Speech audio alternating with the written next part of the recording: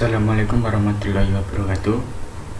Perkenalkan, nama saya Muhammad Lukmanul Hakim Irfan, NIM 2019-53098. Di sini saya akan mempresentasikan tentang video 4A, 4B, dan 4C. Database Management System atau DBMS. Terminologi. Ada 5 terminologi. Yang pertama entity, kedua attribute, ketiga data value atau nilai, keempat record atau turtle, kelima file. Entity atau entitas, orang, tempat, kejadian atau konsep yang informasinya direkam. Contohnya entitas pada rumah sakit, pasien, dokter, obat, kamar. Yang kedua entitas pada universitas, mahasiswa, dosen, mata kuliah, buku. Atribut. Setiap entitas mempunyai atribut. Atribut adalah sebutan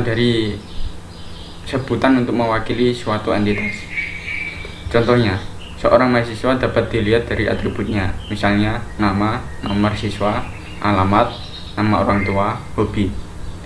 Atribut adalah data elemen, data field, data item. Berikut adalah atribut. Data value atau nilai. Data value adalah data aktual atau informasi yang disimpan pada tiap data elemen atau atribut. Contohnya, atribut nama mahasiswa menunjukkan tempat di mana informasi nama mahasiswa disimpan. Data value adalah Adi, Arif, Budi, merupakan isi data dari atribut nama mahasiswa tersebut. Ini adalah isi data value. Record atau tuple. Record atau tuple adalah kumpulan elemen-elemen yang saling berkaitan menginformasikan tentang suatu entitas secara lengkap. Suatu record mewakili satu data atau informasi tentang sesuatu dari sebuah objek. Misalnya, name, nama mahasiswa, tanggal lahir, alamat mahasiswa, IPK. Satu record terdiri dari field yang saling berhubungan untuk menunjukkan bahwa field tersebut dalam satu pengertian yang lengkap dan direkam dalam satu record. Berikut adalah record pertama, record kedua, dan record ketiga. File adalah kumpulan record-record sejenis yang mempunyai panjang elemen yang sama, atribut yang sama, namun berbeda-beda data value-nya. Dalam satu file terdapat record-record yang sejenis, sama besar, sama bentuk, merupakan satu kumpulan entitas yang seragam. Kemudian database management system. Database adalah kumpulan file-file yang mempunyai kaitan antara satu file dengan file yang lain, sehingga membentuk satu bangunan data untuk menginformasikan satu perusahaan, instansi dalam batasan tertentu. Set program pengelola adalah satu paket program yang dibuat agar memudahkan dan mengefisienkan pemasukan atau perekaman informasi dan pengambilan atau pembacaan informasi ke dalam database. Database Management System adalah suatu koleksi atau kumpulan data yang saling berrelasi dan satu set program untuk mengakses database atau membaca data, mengisi data, menghapus data, dan melaporkan data. Berikut adalah gambarannya. Database digunakan untuk mengatasi masalah redundansi data atau penggandaan, inkonsistensi data, kesulitan pengaksesan data, isolasi data untuk standarisasi, multi-user atau banyak pemakai, masalah keamanan atau security, masalah integrasi atau kesatuan, masalah data independence atau kebebasan data, redundansi data atau penggandaan. Jika file-file dan program aplikasi diciptakan oleh programmer yang berbeda pada waktu yang berselang cukup panjang, maka ada beberapa bagian data mengalami penggandaan pada file-file yang berbeda. Contoh, alamat dan nomor telepon dari pelanggan kita tercatat pada file deposit, juga pada file rekening koran, dan juga file nasabah. Penyimpanan di beberapa tempat untuk data yang sama disebut sebagai redundansi dan mengakibatkan pemborosan ruang penyimpanan dan juga biaya untuk mengakses jadi lebih tinggi. Inkonsistensi data. Penyimpanan data yang sama berulang-ulang di beberapa file dapat mengakibatkan juga inkonsistensi atau tidak konsisten. Contoh, bila sesuatu ketika pelanggan tersebut pindah alamat dan nomor telepon, maka seharusnya ketiga file yang membuat data tersebut harus diubah atau diupdate. Bila salah satu saja dari file yang mengandung data tersebut terlewat diupdate, maka terjadilah tidak konsisten tadi. Kesulitan pengaksesan data. Pada suatu saat dibutuhkan untuk mencetak data siapa saja pelanggan yang berada di kode pos 50711-3, padahal belum tersedia program yang telah ditulis untuk mengeluarkan data tersebut, maka kesulitan tersebut timbul dan penyelesaiannya untuk itu masalah ke arah DBMS yang mampu mengambil data secara langsung dengan bahasa yang familiar dan mudah digunakan atau user friendly. Multi user atau banyak pemakai.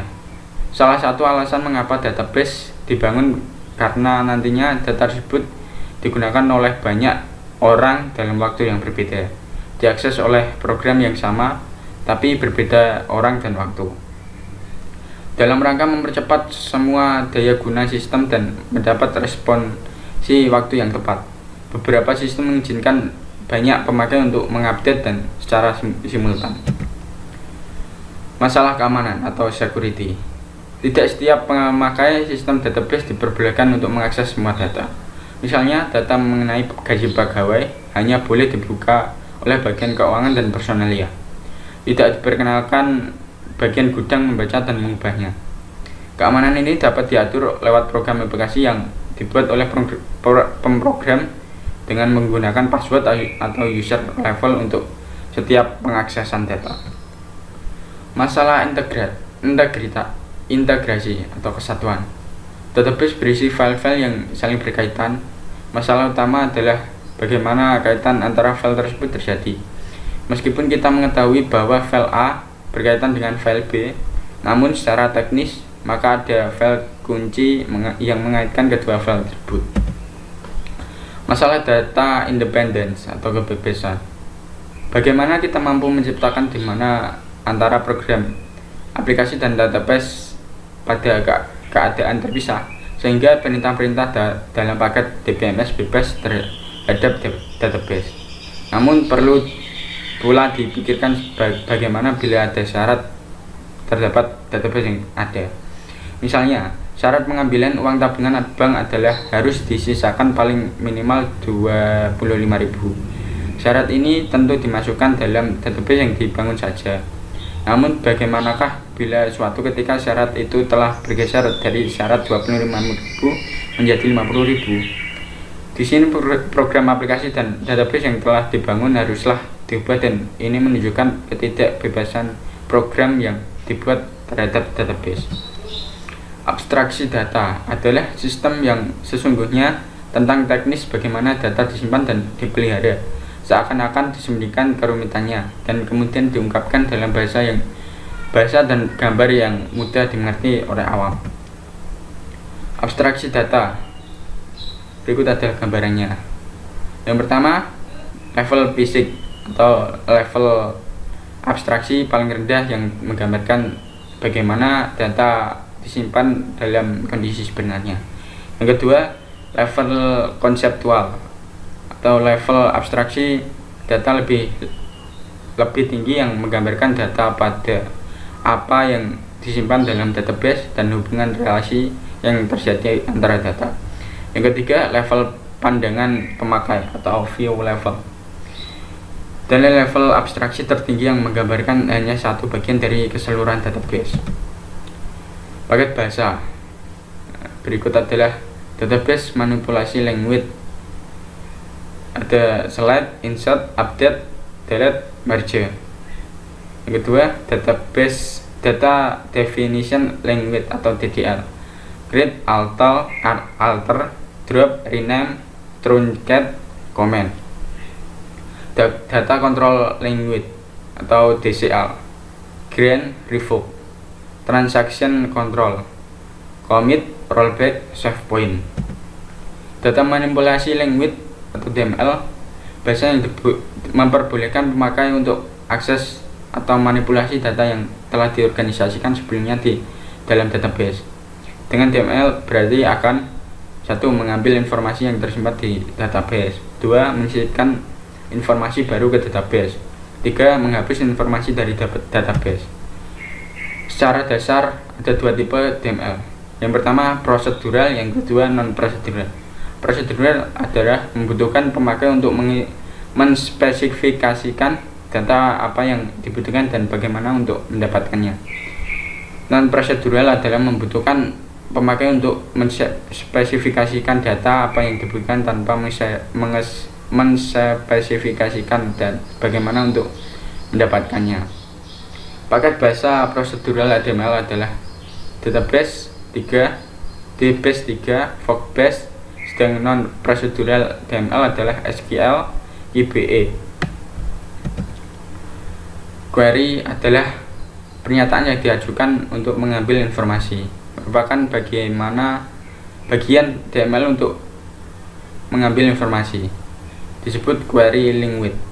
Contoh query language: select bintang from nama tabel, insert into nama tabel value nilai, update nama tabel set nilai baru where kondisi, delete nama tabel where kondisi. DDL adalah bahasa khusus untuk mengidentifikasikan pola atau scheme database. 1. Set perintah dalam DDL yang menspesifikasikan suatu terapan yang rinci dari pola database yang biasanya tersembunyi dari user atau pemakai. Perintah dalam DDL adalah create, modify report, modify struktur. Pengguna database. Yang pertama database manager, kedua database administrator, yang ketiga database user. Database manager adalah satu modul program yang menyediakan interface antara penyimpanan data low level dalam database dengan satu aplikasi program dan query yang diajukan ke sistem. Database administrator adalah orang yang mempunyai kekuasaan sebagai pusat pengontrolan terhadap seluruh sistem baik data maupun program yang diakses menggunakan data. Database user. Berikut adalah database user. Gambaran database user. Pemakai database user: 1. Programmer aplikasi, 2. Casual user, 3. Naive user, 4. Specialist user. Programmer aplikasi adalah profesional komputer yang berkaitan dengan sistem lewat DML yang dibuat dengan bahasa C, COBOL dan lainnya. Program-program yang dibuat disebut sebagai program aplikasi, misalnya untuk perbankan, administrasi, akuntansi, dan lain-lain. Sintak DML berbeda dengan sintak bahasa komputer umumnya. Casual user adalah pemakai yang telah berpengalaman berinteraksi dengan sistem tanpa menulis program, tetapi memakai bahasa query. Setiap query akan mengajukan ke query processor yang mengambil dari perintah DML.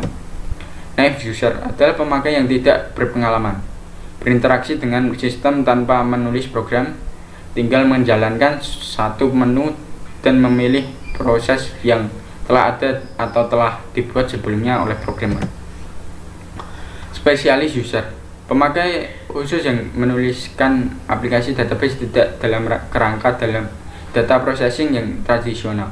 Aplikasi tersebut diantaranya adalah computer aided design system, knowledge base, expert system, sistem yang menyimpan data dalam bentuk data yang kompleks, misalnya data grafik, data audio. Terima kasih. Sekian presentasi dari saya. Terima kasih. Kurang lebihnya mohon maaf. Wassalamualaikum warahmatullahi wabarakatuh.